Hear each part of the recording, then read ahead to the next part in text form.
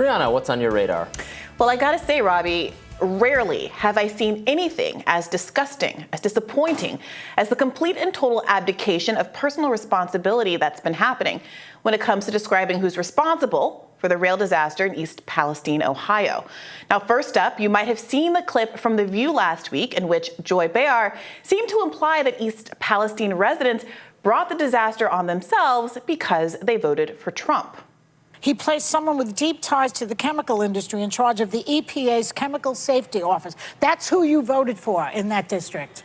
Donald Trump, who reduces all safety. He did in those days. Showed up at McDonald's and those voters saw something on the ground that probably resonates in a way that they need. But they need to look past the photo ops, these people, and say, who's doing the job here? Forget about the photo op. Showing up is a big thing. Showing up, I think this is Donald Trump's fault. Now, I have some choice words for that sort of sentiment, but I know I can't put it any better than Bernie 2020 co-chair and former Ohio State Senator Nina Turner, who went viral with this clip dressing down neoliberals on CNN this weekend. For the neoliberals who say that the residents of that area deserve what they are getting because they voted for President Donald J. Trump, it is abhorrent. This is about poverty. This is about poor, working class white people who are enduring some of the same things that poor working class black people endure, whether it's Flint, Cleveland, or Jackson, Mississippi. And so I want to lay it out. The cultist behavior in politics right now, it is a sin and a shame that when people are suffering to this magnitude, you got people who will fix their mouths, to quote my grandmother, to say that they are getting what they deserve. What they deserve is clean air, clean food, clean water. They deserve relief, both in the short term and also in the long term. Now, this is the kind of attitude we need, not partisan sniping, but politicians with integrity who will stand up for the basic rights of Americans, regardless of how they look or voted like, are pretty rare. While Joy is correct to identify deregulation that occurred under the Trump administration as part of the causal chain that led to this disaster, of course, the responsibility here is not on the people who are now enduring dying animals, nosebleeds, respiratory issues, and untold levels of anxiety about what toxic exposure might bring to their families a year or 10 years from now. This issue is not partisan. It's not a left-right issue. The problem is that corporate elites are able to buy off politicians of every stripe. They did it during the Obama administration. They did it during the Trump administration. And now Biden has declined to reinstate safety rules that so many Democrats are rightly pointing out Trump got rid of. But while I believe Joy Behar came too close to saying that the people of East Palestine deserved what they got because they're Republicans, I will give the panel some small credit for at least sharing blame across administrations. Take a listen. And these people are going to suffer because of those things that happen. I'm not only saying, though, that Trump did it. I know that the Obama administration could have been better about climate change and chemicals. I think the Clinton administration could have been better. But I thought we saw a real shift when it came to deregulation and the Trump administration. Now, that was a pretty light touch, light criticism from Sunny there, saying Obama and Biden could have been better does really obscure what they, in fact, did wrong. So let me remind you. After a 2012 train derailment in New Jersey involving the same toxic chemical at issue in East Palestine, there was pressure on the Obama administration to improve safety regulations for trains hauling hazardous materials. But ultimately, the administration caved to industry pressure, and deregulation passed narrowly focused on crude oil transport, exempting trains carrying the chemical that wreaked havoc in both New Jersey and East Palestine. Demerit Obama. Then in 2017, while Trump was in office, rail industry donors spent $6 million on GOP campaigns. And in a move that looks a lot like quid pro quo, the Trump administration rescinded part of a rule that would have required rail cars carrying hazardous flammable materials to be equipped with electronic braking systems to stop the trains. Now, these new brakes reduce train stopping distances by as much as 60% as compared to the conventional air brakes, and they lower the risk of jackknifing and derailment. Would having electronic brakes have reduced the severity of this accident? Well, former senior official at the Federal Railroad Administration, Stephen Dittmeyer, gave a definitive answer in an interview with The Lever. Yes, he said. Yes. So, demerit Trump. But now, corporate America's favorite fact checker, Glenn Kessler, has decided to weigh in on the blame game by arguing that there's nothing anyone apparently could have done differently. And I suppose we should just hold all of these politicians, Democrats and Republicans alike, blameless. First, let me give you some background in case you're unfamiliar with Glenn Kessler and what he's all about. Now, this audience is well primed to be skeptical of so-called fact checkers and misinformation czars.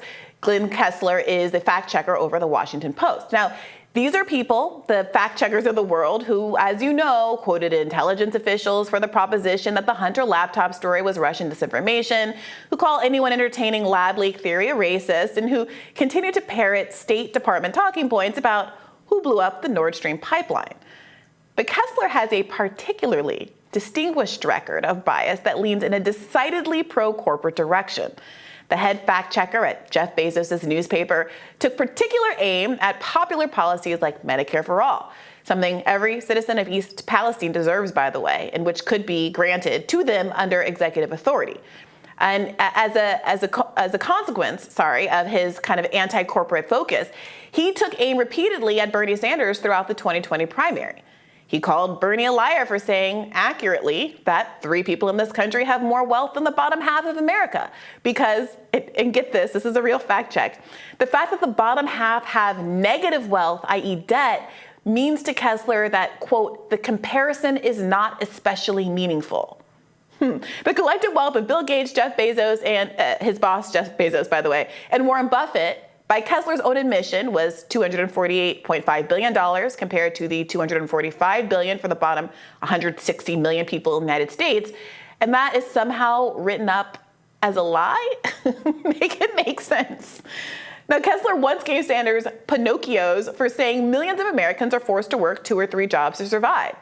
What was the substance of the fact check? Well, that nearly 8 million people hold more than 1 job, which would seem to corroborate what Bernie Sanders said. But nope, Glenn goes on to say that because most of those jobs are part-time, it doesn't count, I guess. Kessler once also dinged Bernie for saying that right now 500,000 Americans are sleeping out on the street, and yet companies like Amazon that made billions in profits did not pay 1 nickel in federal income tax. Now, Kessler's quibble? Well, he had to admit that Bernie was right about the number of homeless people, but Bezos' fact checker apparently felt compelled to defend his billionaire boss, saying Amazon had paid some taxes at some point. He declined to mention that Amazon paid no federal income tax at all in 2018. And I can't help but notice that a trend here is that both Biden and his parent white knight Kessler are overly credulous about what the rich actually do with their money. There are so many of these instances that exist that The Intercept's Ryan Grimm, former co-host of this show, wrote up a whole article cataloging them, coming to the conclusion that Kessler has a pattern. Quote, Sanders makes a claim, Kessler finds it to be factual, but still condemns it, in many cases simply because he doesn't find it meaningful. But the consequences of shouting down populist economic policies that could help poor and working people are, of course, deeply meaningful. Take this latest fact check about the East Palestine disaster. Kessler claims Trump isn't at fault, not even a little bit. He acknowledges that the Trump administration repealed an Obama-era rule that would have required brakes on high-hazard trains that carry flammable, hazardous materials. But he comes to the conclusion that that was a legitimate choice, despite the obvious disaster in East Palestine, because a Government Accountability Office study done by the Trump administration determined that the costs outweighed the benefits. Now, looking at that black cloud over East Palestine, does that seem like an accurate assessment to you? Thousands of people exposed to toxic chemicals that will have who knows what effect on their health for decades to come. But the cost benefit seemed worth it to the Trump administration. As David Sirota reported weeks ago, the subjectivity of these cost-benefit assessments is exactly the problem. Corporations and the politicians they lobby regularly estimate costs in a way that downplays the damage to people who are too poor and too disempowered to ever hold corporations accountable. These companies know that their costs can remain low by buying off working-class people with little $2,000 sums, knowing that the real harms are much greater but that the victims aren't able to afford lawyers to get more or even afford to live or relocate without an immediate payout. Instead of interrogating this practice, Glenn Kessler accepts the corporatist's framing. In fact, as the Lever reported, the Obama administration estimated that the brake rule implementing these brakes could save more than $1 billion by averting accidents. But the Trump administration put forward a new estimate that lowered the cost of accidents by a third. It could then claim that the cost of the new brakes were, in fact, higher than the predicted benefits. A 2018 investigation by the Associated Press actually showed that the Trump DOT had skewed the calculations by excluding the most common type of train derailment from the analysis, omitting at least $117 million in estimated future damages. But the agency still said the expense was too great to require electronic brakes on these trains. Now, if you're wondering what Glenn Kessler made of all of these facts, he uncritically accepted that it's simply not worth it to force highly profitable companies like Norfolk Southern to pay for safety measures that would save entire communities like the one in East Palestine from the toxic black mushroom clouds like the one that hung over the town last month. In 2017, when the electronic brake system decision was being made, the Federal Railroad Administration estimated that the brake requirement would cost about $500 million. Norfolk's 2017 profits were over $10.5 billion. A cost-benefit analysis that devalues the lives in East Palestine and fails to consider a company's ability to pay to prevent mass suffering and environmental harm while it profits from that very harm is a metric that needs immediate reconsideration, not a thumbs up from Glenn Kessler. Kessler went on to argue that the electronic brakes would not have made an impact on the outcome of the accident because even if the brake rule had gone into effect, this train would not have been required to have the new brakes because it was what's called a mixed-use train carrying both oil and hazardous materials. But this is exactly the issue the Lever reported on in such detail. It was only because of intense industry lobbying efforts that during the Obama administration, the safety rules were limited to exclude cars carrying hazardous materials. Glenn's analysis amounts to saying because the lobbyists were so thorough in attacking many efforts at regulation, even if a part of the regulation had kicked in, this train might have still ended up with old brakes. So the lobbyists did their job. He goes on to argue that because the investigation into what happens isn't complete, it's unclear whether having just the small two-person crew requirement, which affected how thoroughly crew members could do safety checks on these long, 2-mile-long trains, actually affected the outcome here.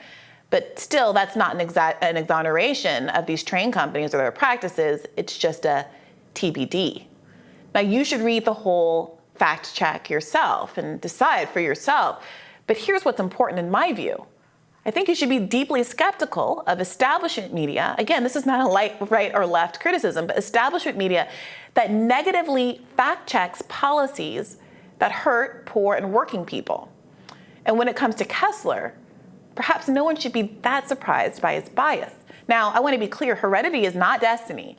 But it is interesting that this defender of a rail company carrying oil and, of course, toxic chemicals happens to be the great-grandson of the man responsible for Shell Oil becoming a global enterprise.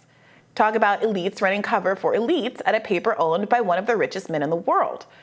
What Kessler doesn't tell you, but what the independent journalists at the Lever do, is that the Senate's third largest recipient of rail industry money, Senator John Thune of South Dakota, pushed hard to repeal the electronic braking rule altogether before settling for this new cost-benefit analysis under Trump. And he was right to settle, because that was enough to kill the regulation. And when it died, Thune praised the decision as evidence that, quote, sound science and careful study had won the day. Now, Thune has 2 daughters and several grandchildren. I wonder if they're some of the millions of Americans who live in communities near freight rail, communities that are disproportionately working class, like East Palestine. It's not likely. But if they did, I wonder what the cost benefit on their exposure to toxic chemicals would look like. You know, it's interesting you take aim at this Glenn Kessler fact check. I was also seeing it criticized from the right, from Trump supporters, because of the way the headline is framed. So far, Trump's rollback of regulations can't be blamed for Ohio train wrecks. So I saw a lot of people saying, well, so far, they're going to keep looking until they find a way to blame Trump. You don't need so to this keep is hysterical that it's... I didn't know anything about, Glenn Kessler's background or ancestry. I, like you brought up a lot of examples where fact checkers have gone totally off the rails. So I, too, have an innate distrust of fact checkers.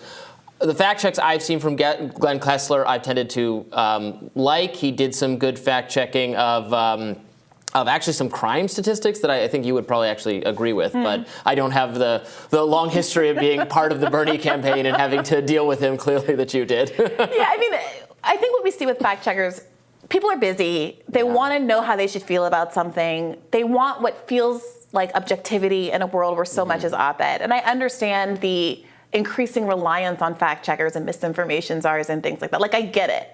But what has happened is that too often they become a vehicle for people to not have to do their own research and approach issues with any scrutiny.